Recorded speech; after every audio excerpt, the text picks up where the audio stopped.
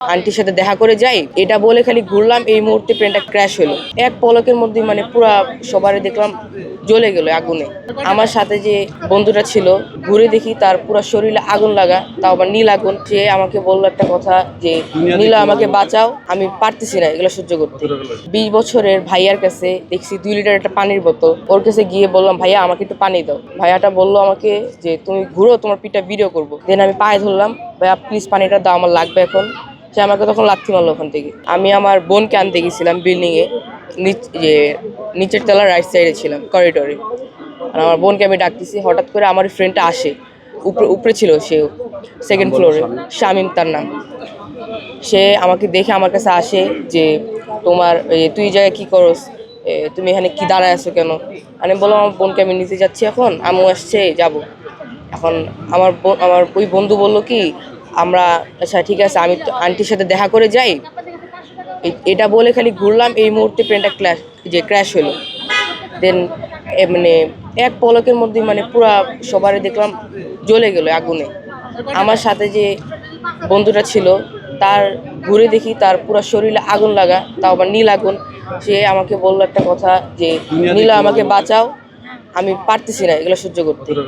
আর মনোবল হতে হয় স্পার্জিরো। জেরুসালেম 25 বছরের পথ চলায় নিরাপদে রাখার প্রত্যয়ে। দেন ঘুরে যে তাকে ধরবো বা ওকে ধরে নিয়ে যে বের হবো, ওইটারও কোনো স্পট ছিল না, কারণ পুরো নীল আগুনে জ্বলতেছিল।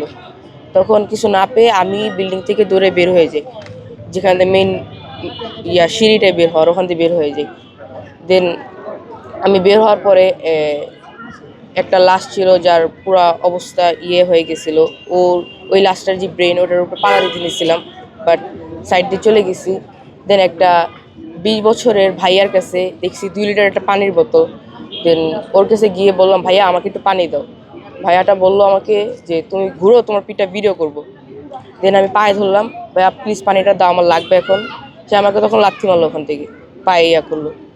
দেন ওখান থেকে কোনো না উপায় পেয়ে আমি আমার আগের টিচারদের কাছে গেছিলাম। ওখানে গিয়ে আমি একটা পানির ট্যাপের নিচে বসছি। পর ওখান থেকে আব্বু আম্মু এসে আমাকে হসপিটালে করছে। আমরা যে হসপিটালে গিয়েছিলাম, কুয়েত হসপিটালে, ওইখানে আমাকে চিকিৎসা দেয় না, কিছুই করতেছিল না, খালি বসায় রাখছিল। দেন ওখান থেকে আমার আব্বু এই যে খুবই চিল্লাচিল্লি করে ওখান থেকে গিয়েছিলাম বাংলাদেশ মেডিকেলে, ওখানে কিছু হইতেছিল না। দেন ওখান থেকে গেলাম হলো আমার একটা ওমেন্স হসপিটালে, জসীমউদ্দিনের। পর ওখান থেকে ট্রিটমেন্ট নিয়ে দেন বার্নি গেলাম। আর সেই দিনে আমার ওই বন্ধুটা মারা গেছে রাত। এখন মানে কি আমার জীবনটা মানে পুরোই চেঞ্জ হয়ে গেছে। লাইক আগে সবসময় আমি বিকালে খেলতাম বা স্কুলে ডেইলি আসতাম, বন্ধুদের সাথে প্রতিদিন দেখা হইতো। লাইক তখন মানে কি সবসময় হ্যাপি থাকতাম, সবার সাথে দেখা হইতো, বাইরে বের হইতাম। বাট এখন আমার তো বাইরে বের হওয়া এখন পুরা নিষেধ। আমার তো 1.5 বছর বলছে সানলাইট আমি লাগাইতে পারবো না গায়ে। দেন আমি এখন স্কুলে যেতে পারতেছি না আমার বডি কন্ডিশনের জন্য, কারণ আমি এখনও যে গরম এটা সহ্য করতে পারতেছি না আমার বডির কারণে। তাই এখন আমার সবসময় এখন বাসায় থাকতে হইতেছে। আর বাসায় থেকেও মানে খুবই বোর্ড লাগে এটা জিনিসটা, যে কোনো বন্ধুর সাথে দেখা করতে পারতেছি না, বাইরে যেতে পারতেছি না, খেলতে পারতেছি না। এখন শরীরের যন্ত্রণা প্লাস চুলকানি, খুবই চুলকায় সারাদিন। আর এখনও 3টা অপারেশন বাকি আছে।